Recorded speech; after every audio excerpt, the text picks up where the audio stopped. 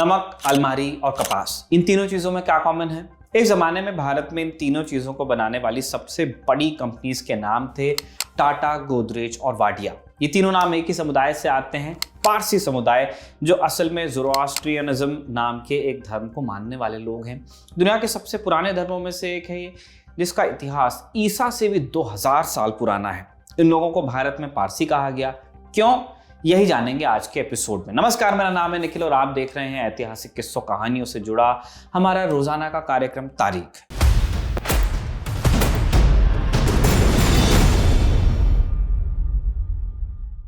इसमें आज हम आपको सुनाएंगे पारसियों के भारत आगमन की कहानी। पहले पारसी शब्द का मतलब जानते हैं।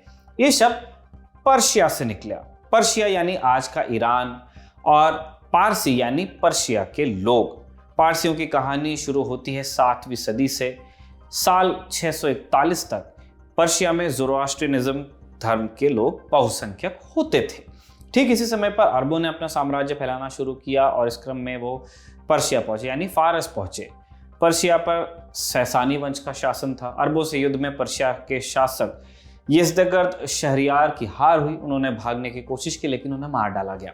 लिहाजा धार्मिक उत्पीड़न से बचने के लिए ज़ोरोआस्ट्रियनिज्म मानने वाले लोगों ने पर्शिया से पलायन शुरू कर दिया। ये पलायन अगली कई सदियों तक चला और इस दौरान 18,000 शरणार्थियों का एक जत्था भारत भी पहुंचा। पारसियों के इतिहास के बारे में ज्यादा किताबें नहीं मिलती। अधिकतर बातें किस्सा संजान नाम की एक कविता से ली गई हैं, जिसे दस्तूर बहमन कैकोबाद नाम के एक पारसी पुजारी ने लिखा था।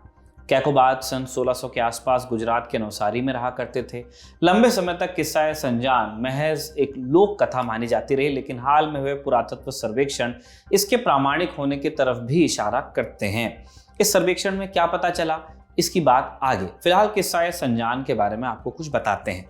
किस्सा संजान एक कविता है। इसकी शुरुआत होती है साल 641 में हुए नेहावंद के युद्ध से, जिसमें ईरान के अंतिम सैसानी बादशाह यज़दगर्द की हार हुई, जिसके बारे में थोड़ी देर पहले आपको बताया था। और पर्शिया पर यानी फारस पर अरबों का राज हुआ। हालांकि पर्शिया के कुछ राजकुमार अभी भी विद्रोह कर रहे थे। उन्होंने पर्शिया के खुरासान प्रांत में अपना ठिकाना बनाया, जहां उनके साथ ज़ोरोस्ट्रियन शरणार्थी भी रहने लगे। ये शरणार्थी कुछ 100 साल तक खुरासान में रहे। किस्सा संजान के अनुसार इसके बाद ये लोग 8वीं सदी में भागकर हॉर्मुज़ चले गए। हॉर्मुज़ को 30 साल तक अपना ठिकाना बनाने के बाद उन्हें यहाँ से भी भगा दिया गया। यहाँ से इन लोगों की भारत तक की यात्रा शुरू होती है। शरणार्थियों का पहला बेड़ा 8वीं शताब्दी में भारत के पश्चिमी तट तक पहुंचा, जहां ये लोग शुरुआती 19 साल तक दीव को अपना घर बनाते हैं। दीव के बाद ये बेड़ा पहुंचता है गुजरात। किस्सा संजान के अनुसार दीव से गुजरात की यात्रा में इन लोगों को भयंकर तूफान का सामना करना पड़ा। तूफान से बचने के लिए वो ईश्वर से प्रार्थना करते हैं और वादा करते हैं कि अगर ईश्वर ने उन्हें बख्श दिया, बचा लिया, तो वे आतश बहरम की अगियारी यानी एक मंदिर बनाएंगे। ज़ोरोआस्ट्रियनिज्म में आतश बहरम पवित्र आग को कहा जाता है, जिसे इस धर्म में सबसे ऊंचा स्थान हासिल है। किस्सा संजान के अनुसार इसके बाद तूफान रुक जाता है और ये लोग गुजरात के वलसाड़ पहुंचते हैं। यहाँ इन लोगों को पारसी कहा जाता है। गुजरात के एक स्थानीय शासक, जिनका नाम जदी राणा था, वो इन पारसियों को अपने यहाँ राज्य में शरण देने को तैयार होते हैं, लेकिन 4 शर्त रखते हैं। पहली शर्त, वो स्थानीय रीति रिवाज अपनाएंगे। दूसरी, वो स्थानीय भाषा बोलेंगे। तीसरी, वो स्थानीय लोगों जैसे ही कपड़े पहनेंगे। और चौथी शर्त, पारसी कभी हथियार इकट्ठा नहीं करेंगे। ये शर्तें मानने के बाद पारसियों ने अपने लिए एक नया शहर बनाया, जिसका नाम उन्होंने रखा संजान। संजान पर्शिया के उस शहर का नाम था जिसने खुरासान में इन लोगों को पनाह दी थी।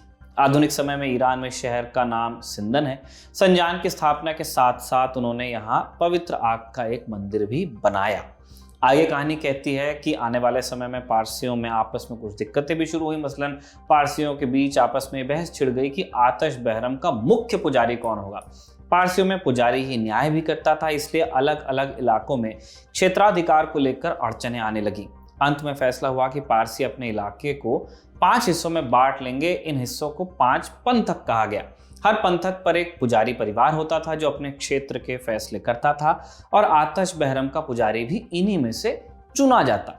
इन आंतरिक छोटे मोटे झगड़ों के अलावा कई सदियों तक पारसी शांति से रहे। फिर 13वीं सदी के अंत में एक बड़ी घटना हुई। जनरल अलफ खान नाम के एक मिलिट्री कमांडर ने संजान पर हमला बोल दिया।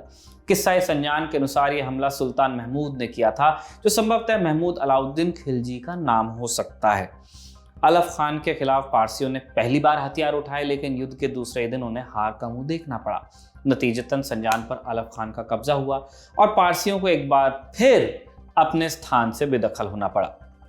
उन्होंने पवित्र आग को अपने साथ लिया और बच्चों और औरतों को लेकर बहरोड के पहाड़ों में चले गए। यहाँ 12 साल तक छुपकर रहने के बाद उन्होंने वंसड़ा को अपना नया ठिकाना बनाया। यहाँ किस्सा संजान अपने आखिरी चैप्टर में पहुंच जाता है।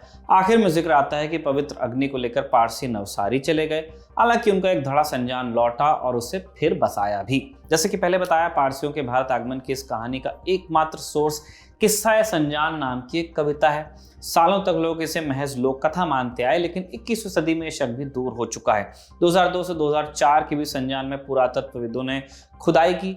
इस खुदाई में मिट्टी के पश्चिम एशियाई बर्तन, पश्चिम एशियाई कांच और मुद्राएं मिली हैं, जिससे इस बात की पुष्टि होती है कि यहाँ रहने वाले लोगों का संबंध ईरान से था।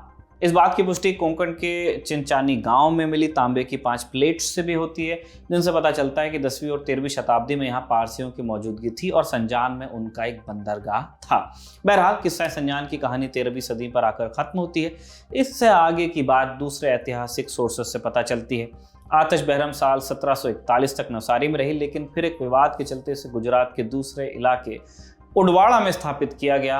आज की बात कहें तो वर्तमान में यानी साल 2023 में जून का महीना जब चल रहा है, अब भी ये उदवाड़ा में ही स्थापित है। यहाँ पारसियों का एक बड़ा मंदिर है। इस पवित्र आग को पारसी लोग ईरान शाह कहकर बुलाते हैं। ये उनके लिए सबसे महत्वपूर्ण धार्मिक प्रतीक है।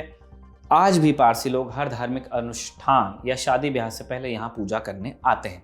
इसी के साथ आज का तारीख का एपिसोड यहीं पे समाप्त होता है। कमल ने लिखा था और कैमरे पे से जतिन ने रिकॉर्ड किया था।